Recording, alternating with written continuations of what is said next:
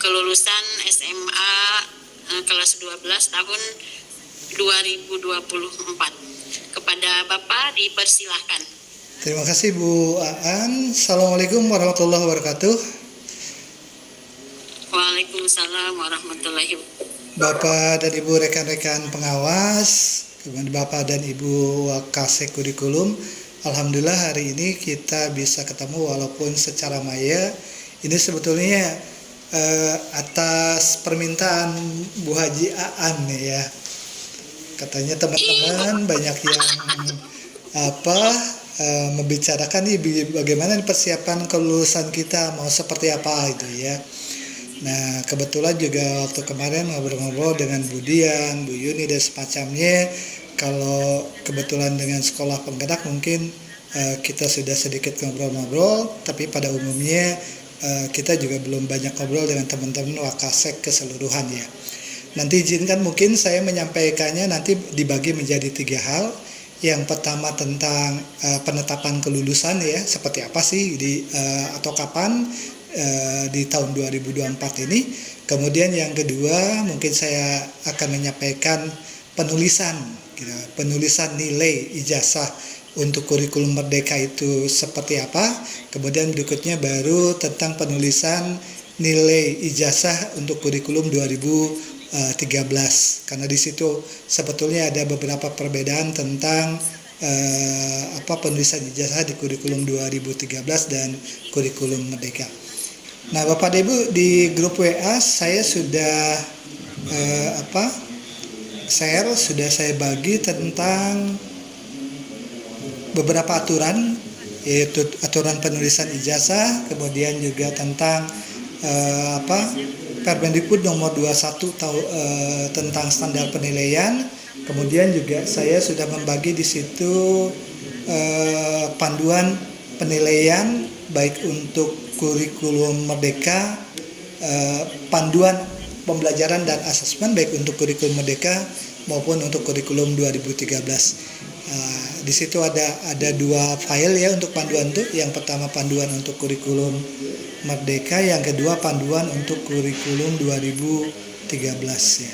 Tentang kelulusan siswa kita atau peserta kita di tahun 2024 ini, yang pertama mungkin akan kita lihat berdasarkan keputusan Kepala Badan Standar Kurikulum dan Asesmen Pendidikan nomor 10 tahun 2024 tentang pedoman pengelolaan belangko ijazah pendidikan dasar dan pendidikan menengah tahun ajaran 2023-2024 ya.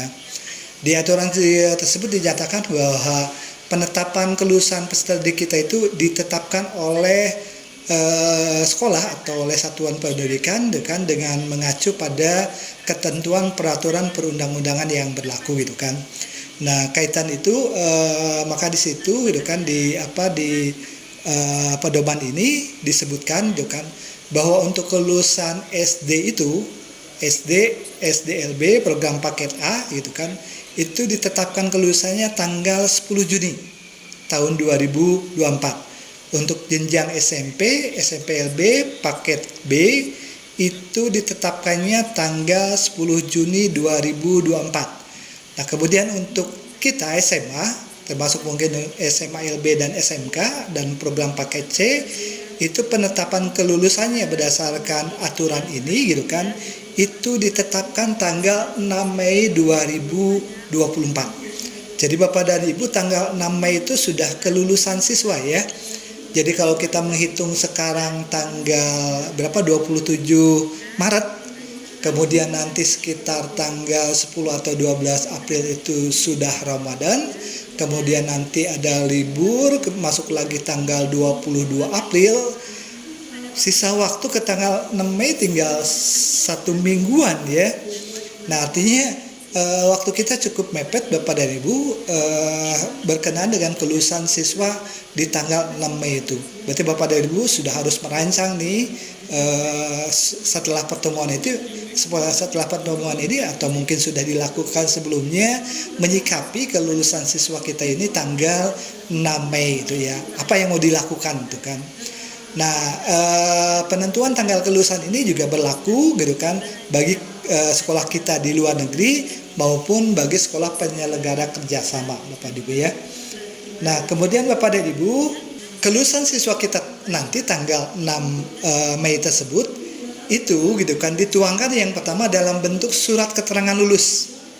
Jadi nanti Bapak dan Ibu sudah mulai ini mempersiapkan untuk membuat surat keterangan lulus bagi siswa-siswa kita di kelas 12 itu. Jadi Bapak dan Ibu sudah menyiapkan untuk membuat surat keterangan lulus. Kemudian kelulusan siswa itu juga dituangkan dalam bentuk ijazah. Ini sudah reguler, sudah biasa dilakukan. Tinggal menunggu kapan kita mendapatkan ijazah dari Dinas Pendidikan Provinsi itu kan. Dan surat keterangan lulus itu ditandatangani oleh Kepala Satuan Pendidikan. Ya, jadi surat keterangan lulusnya, ijazahnya ditandatangani oleh Kepala Satuan Pendidikan atau Kepala Sekolah, bukan oleh panitia, bukan oleh Wakasek ya, tapi oleh Kepala Satuan Pendidikan, oleh Kepala Sekolah. Bagaimana kalau tidak ada Kepala Sekolahnya? Oleh Pelaksana Tugas Kepala Sekolah. Boleh oleh Pelaksana Tugas Kepala Sekolah. Oke, surat keterangan lulus diterbitkan pada tanggal penetapan kelulusan. Ya. Berarti penetapan kelulusannya kan tanggal 6 Mei tadi ya. Oke, surat keterangan lulus bersifat sementara sampai dengan diterimanya ijazah oleh peserta didik. Jadi sebelum turun ijazah tadi, surat keterangan lulus dulu yang dibuat oleh kepala sekolah itu bisa dijadikan sebagai dasar kelulusan siswa kita.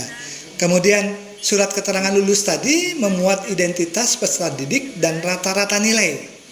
Identitas peserta didik dan rata-rata nilai peserta didik yang sama dengan nilai yang akan ditulis dalam belangko ijazah. Ya. Identitas peserta didik dan rata-rata nilai peserta didik yang sama dengan nilai yang akan dilulus dalam belangko ijazah.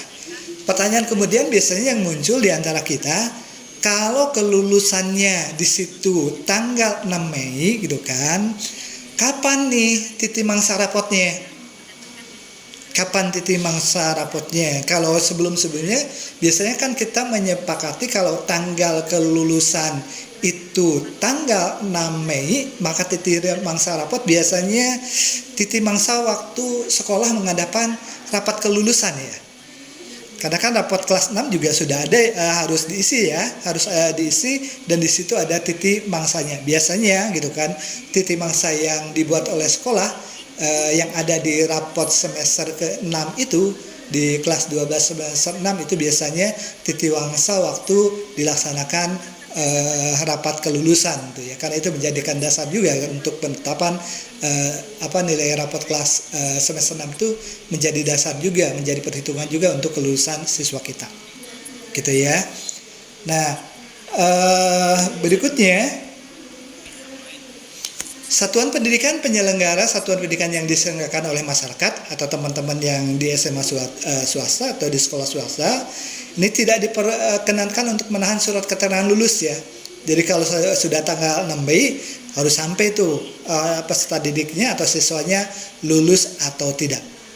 Dan untuk tanggal penerbitan ijazah, biasanya titik mangsa penulisan ijazah itu ya yang di bawah yang sebelum tanggal ditandatangani kepala sekolah itu tidak sama dengan penetapan kelulusan ya. Jadi kalau penetapan kelulusan tadi sudah jelas tanggal 6 Mei, tapi kalau titik mangsa penerbitan ijazah itu paling cepat 1 hari setelah tanggal penetapan kelulusan. Berarti 1 hari setelah tanggal 6 Mei. Dan paling lambat itu tanggal 31 Juli 2024. Nah, Bapak Ibu ini berdasarkan tadi ya, berdasarkan surat keputusan Kepala BSKP nomor 10 tahun 2024. Khawatir nanti tiba-tiba muncul di Maret atau Mei misal aturan yang baru ya, mau tidak mau nanti kita mengikuti aturan yang baru gitu kan.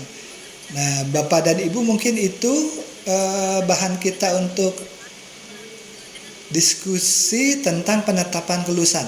Terima kasih Bapak dan Ibu. Assalamualaikum warahmatullahi wabarakatuh.